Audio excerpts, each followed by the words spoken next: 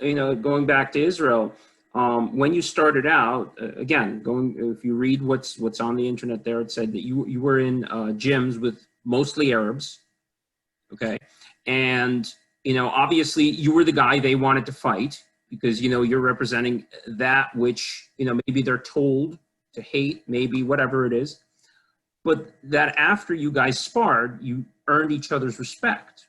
And so, again, that my thinking is that something that can help bridge the gap, with Arabs, Israelis, Palestinians, Israelis, doing Yeah. something like that. Yeah, that definitely. So this whole kind of animosity in the gym animosity, and I think gym animosity. It's a sometimes it could be healthy, by the way, because it's challenge. And boxing, in individual sport like boxing, where you need some other person to have a simulation fight, like a sparring, you need a little bit of that.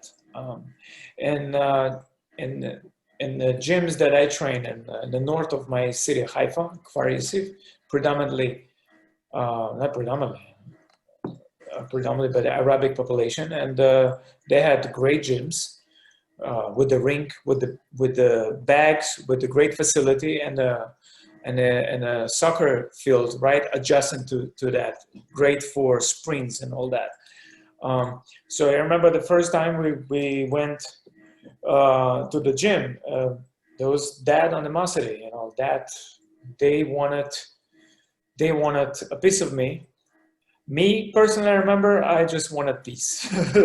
I didn't want it, but that's what usually happens.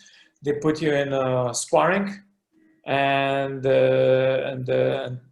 somebody trying to take your head off, and you are forced to fight back. And once you are forced fight, and of course, forced fight back with boxing rules, of course, and it becomes more controlled, and when you win, you kind of are getting respect. And so I was training with them for a good 3 years, 3 years till the point I came to United States.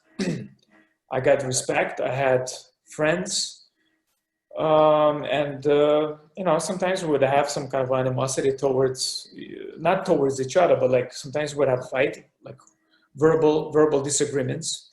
And occasionally I remember, they would bring out to me that you're a Jew, you're a Jew, or something. And I'll try to, argument, or usually never end up in the physical arguments, but in the end of the day, in the end of the workout, like a sparring session, that's when we would get arguments out of the way. And definitely boxing or sports in general, bringing this difference, this gap between this two groups of people that by rationale really shouldn't be close to each other, but by the same rationale they should be, because we're all one race, humans. Yeah. And I believe, who said, Nelson Mandela, I think, said that about sports brings people together, and I have to find the quote. I think I saved once this quote. It's kind of bringing people together under one same roof, and kind of collapse this invisible barriers between people, because that's what it is. And in the end, we were cheering. I would cheer for my teammates, and they would cheer for me. I was in their club versus another club, and I was cheering for them, and they were cheering for them. And anytime they won, I was congratulating them, and there's vice versa.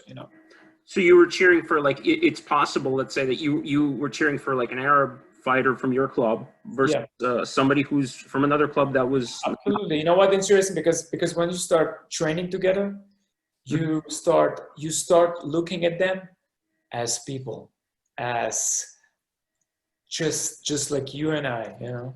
Right. And differences, it's all man-made construct. That's what it's been implemented into us over the generations and generations, or recent or long time ago, who knows, but it's became part of our DNA to hate others, you know, and it goes both way very often, and that is, it's a poof, it's imaginary construct of human mind that shouldn't even be there, you know.